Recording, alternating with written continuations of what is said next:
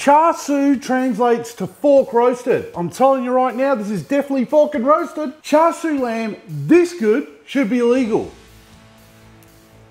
I'm Schuey, and in this video I'm going to show you how to make char siu lamb. Oh come on, we can't let this one go. We're going to call this char siu lamb. So just sit back, grab a drink or two and let's get into it. Lamb chops needed and acquired from the best hugger in the business.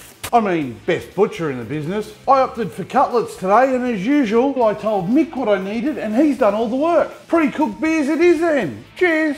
I always say get to know your local butcher. It's surprising what they'll do for you after a hug or two. It's time to make our char siu marinade up. So we just need to grab a bowl or a container. And I'm using a container for those playing along at home. Now place into it a squeeze of this, a good dollop of this, a splash of this, a good amount of this, a bit less of this, and the secret ingredient, a heap of this, a tipple of this, and a good shake of this. Stir this up and add the lamb cutlets.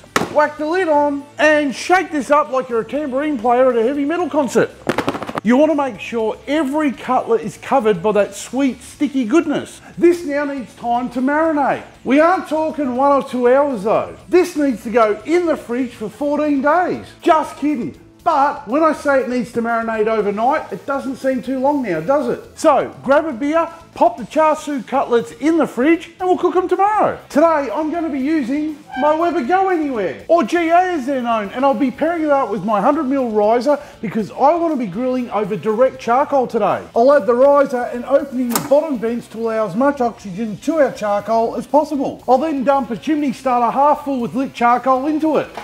And then using an old pair of tongs, I'll spread the charcoal out just to make sure it gives even heat. Now obviously I'm a trained professional, don't attempt twirling your tongs unsupervised. Ooh, you thought I wasn't going to use Weber ever again. Look at the colour the marinade has produced. I took these out of the fridge about an hour ago just to get the chill out of them and placed them all on a wire rack. We can now get these cutlets on the grill and set a timer for 3 minutes. By placing them all on a wire rack, we can get them over the heat at exactly the same time. Today I'm cooking with a high direct temp, and all up this cook's only going to take 6 minutes. Or for those of you who love to follow my beer timer, you're looking at a 1 beer cook. Cheers. There's nothing stopping you from doing 2 or 3 rounds of these. Or cook some wings afterwards. Better still, put some wings on, invite me around. I love wings. The char siu lamb cutlets have been grilling for 3 minutes, so it is time to flip them over. So just place another wire rack on top, squeeze and flip them over.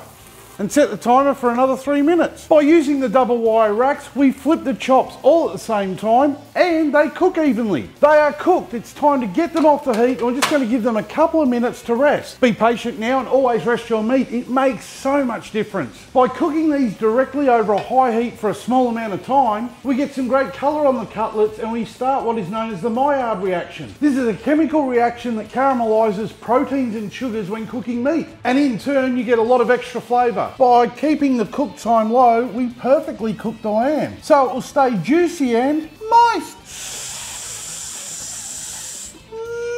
Did you know Weber actually watched my videos? I see you there, watching me, watching you, watching me, watching you. When will you stop playing these silly games and just jump on board Schuey's barbecue? Char siu lamb. It'll be great to hear that everywhere next week.